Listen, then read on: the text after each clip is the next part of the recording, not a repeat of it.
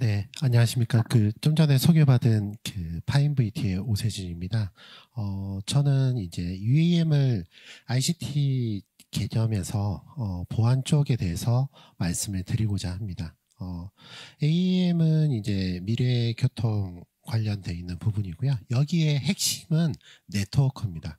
그래서 유선과 무선을 복합적으로 운영되는 환경에서 어떻게 고신뢰 를 줄 수 있는 망을 운영하는지에 대한 내용들입니다.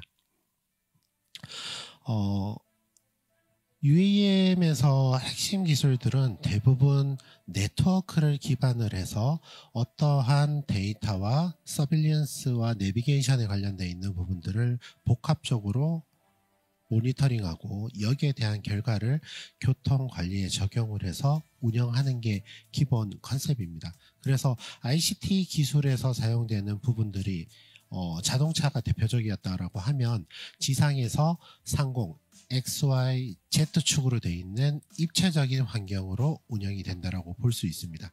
기존에 있던 자율 주행에서는 실질적으로 운영되는 핵심에 있는 내용들은 중앙에 있는 통신이나 관제보다는 장비 자체의 자율적인 운항에 관심이 많았다고 하면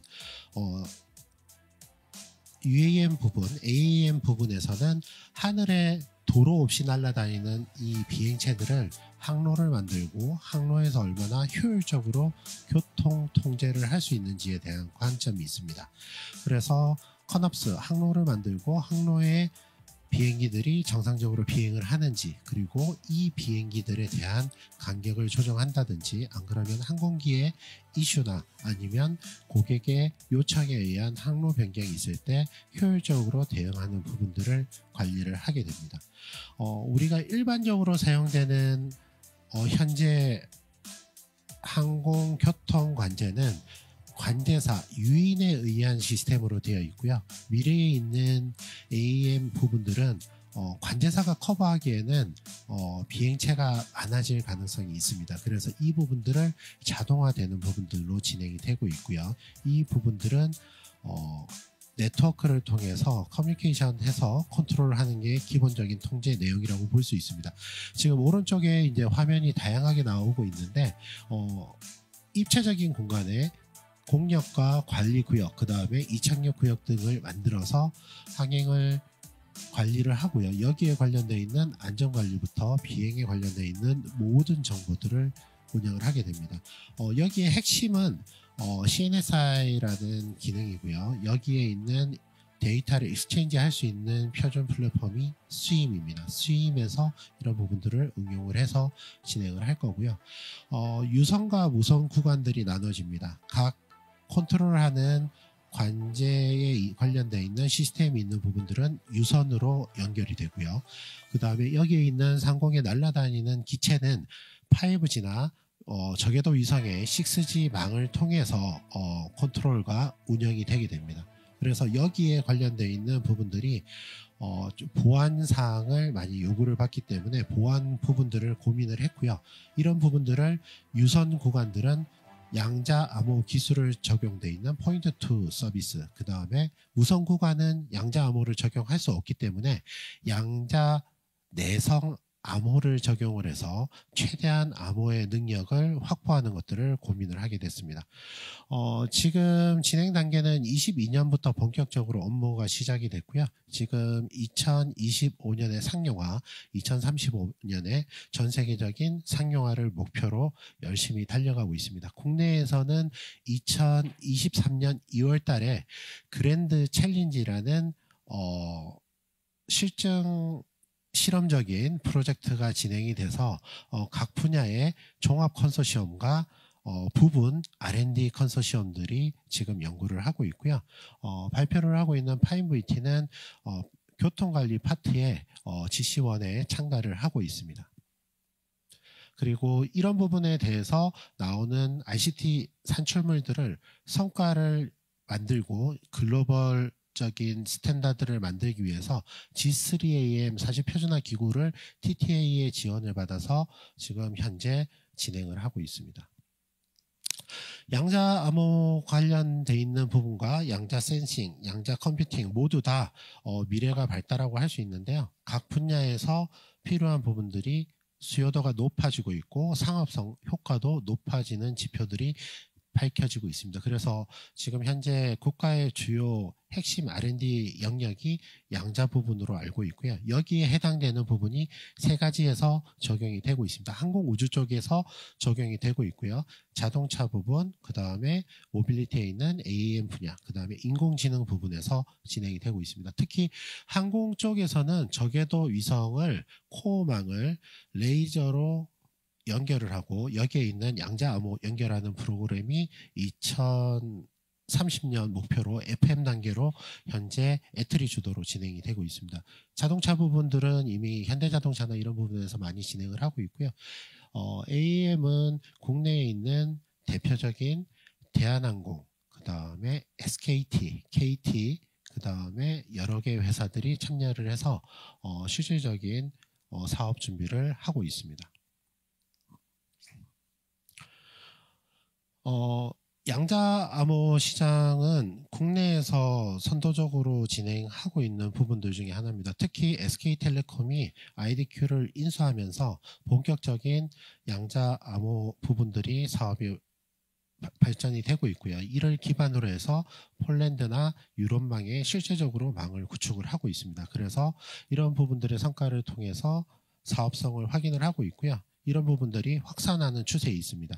그래서 AAM이나 UAM 쪽도 적용을 할 수 있도록 유선 구간과 무선 구간의 그 솔루션들을 표준화하고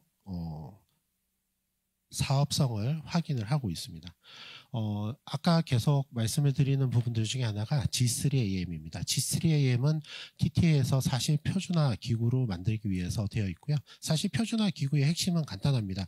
선도적인 산업에서 먼저 리딩을 해서 ISO나 이런 것과 틀리게 기술 속도가 빠른 분야에서 사업성을 선점을 해서 기술을 주도하고 이 기술을 주도함으로써 표준화 효과를 만들어낸다라고 볼 수 있습니다. 이런 부분에서 지금 적용이 되고 있고요.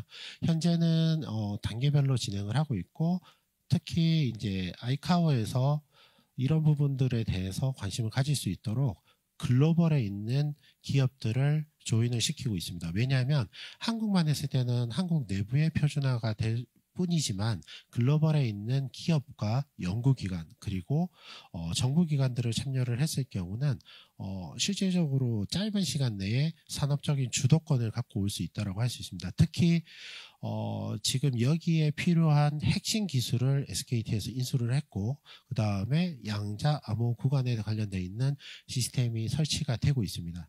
뒤에서 설명을 하겠지만 인천 청라에서 시흥에 있는 서울대 모빌리티 사업단 쪽까지는 양자 암호 구간이 개설이 되어 있고요. 실제로 UAM에 적용할 수 있는 시스템이 구축이 되어 있습니다. 이거는 이하에 있는 R&D 사업으로 진행이 되고 있고요.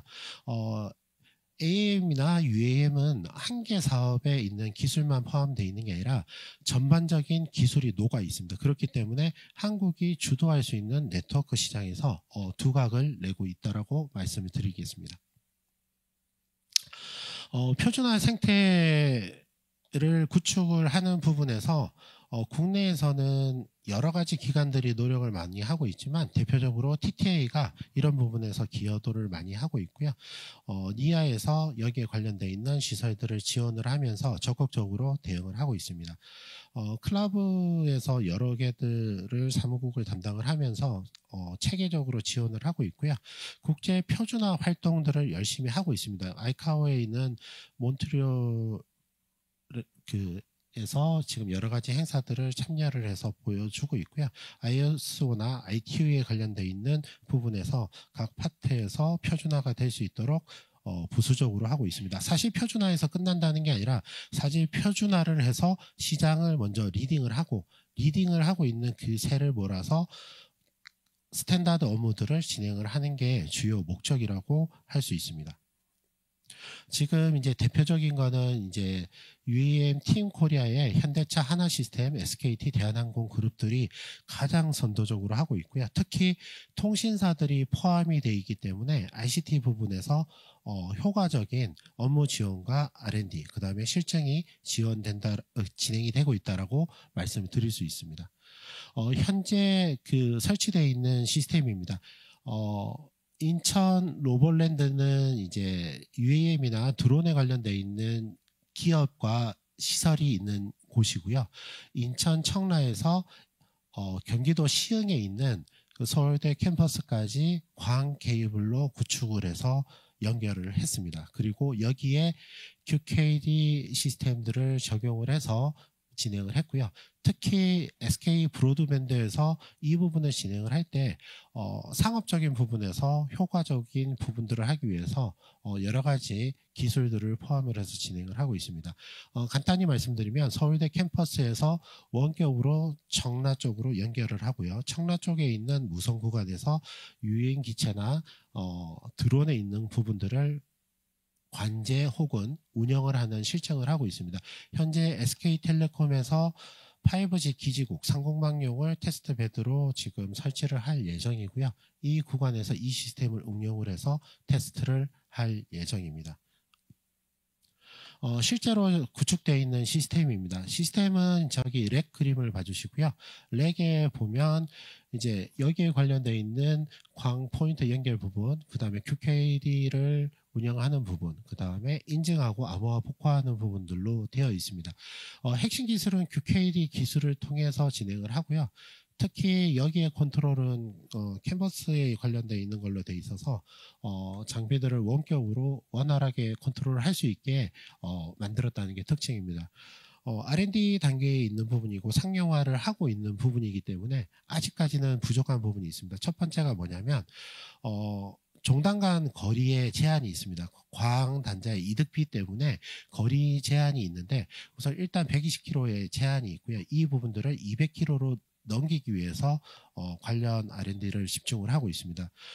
대부분 200km가 확보가 됐을 때는 각 지방항공청에 연결할 수 있는 기본적인 플랫폼이 되기 때문에 기본적인 코어 베이스를 준비를 할 수 있다고 말씀드릴 수 있고요. 여기에 관련되어 있는 무선망들을 통해서 운영을 할 수 있는 장점이 있습니다.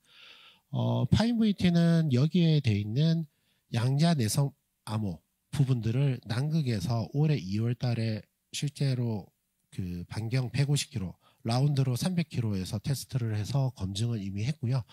장거리 구간에서도 문제가 없는 것들을 확인했습니다.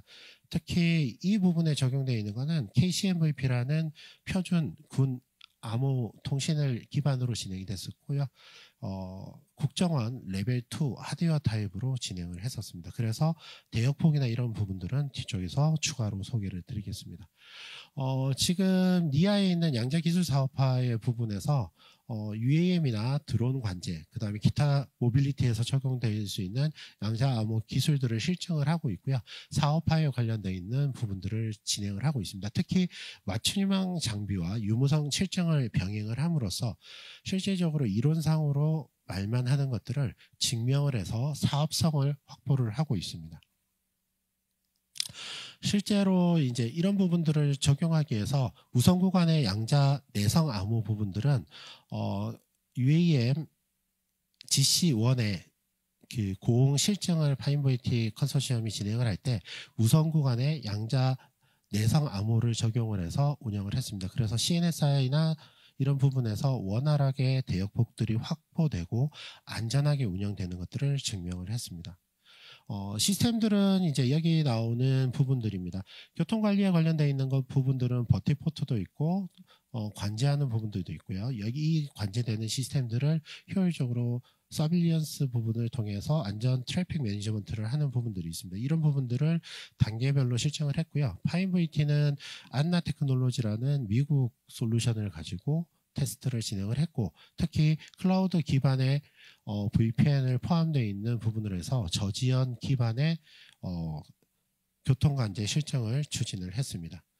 실제로 운영했던 아키텍처들 중에 내용들이고요. 오른쪽은 실제로 고흥 국가 비행 시험장에서 단기와 장기 라인을 비행을 하면서 양자 내성 암호 부분들을 실증을 진행을 했습니다. 뭐 이 부분은 CNSI 전반에 관련되어 있는 부분을 적용해서 테스트했기 때문에 통신 부분은 일부분이나 하나 암호화를 적용해서 안정적으로 서비스를 할 수 있는 것들을 증명했다는 데 의미를 두고 있습니다.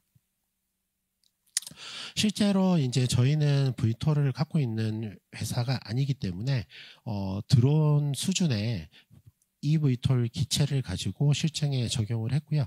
여기는 이제 자체 레이더, 그 다음에 CNSI 내용이 적용되어 있는 시스템을 내장을 해서 중앙에 있는 교통관리 서버와 통신과 컨트롤에 관련되어 있는 부분, 그 다음에 레이더나 서빌리언스에 나온 데이터를 가지고 어보이드를 하거나 ADS-B 기반의 어보이드들을 비상 상황에 대해서 실증을 진행을 했습니다. 기체는 캔버스 타입으로 되어 있기 때문에 CNSI에 있는 정보들을 원활하게 주고받을 수 있게 되어 있고요. 어보이드에 관련되어 있는 레이턴시나 시스템의 제한 사항들을 테스트를 진행을 했습니다. 실제로 이제 CNSI나 이런 시스템에서 중요한 부분들이 뭐냐면 네트워크 기반의 커뮤니케이션을 많이 한다는 겁니다. 레이더도 네트워크를 통해서 아스트릭스 프로토콜로 정보를 주고받고 있고요. 그 다음에 RF 스캐너도 아스트릭스 프로토콜을 통해서 주고받는 부분입니다.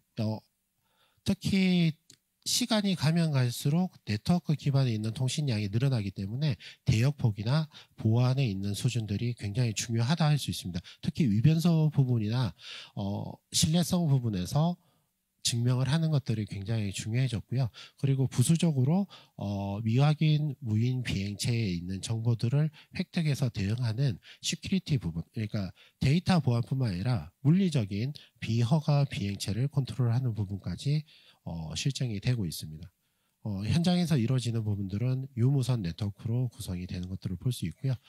실제로 데이터 링크들에 대한 그 업, 다운 링크에 관련되어 있는 부분입니다. 주로 이제 기체에서 정보를 많이 받아오기 때문에 하향 정표만 지금 장표를 오픈을 했는데요. 거리나 운영에 관련되어 있는 부분이 실제로 CNSI의 정보에 있는 대역폭을 충분히 확보를 할 수 있는 것들을 증명을 하고 있습니다.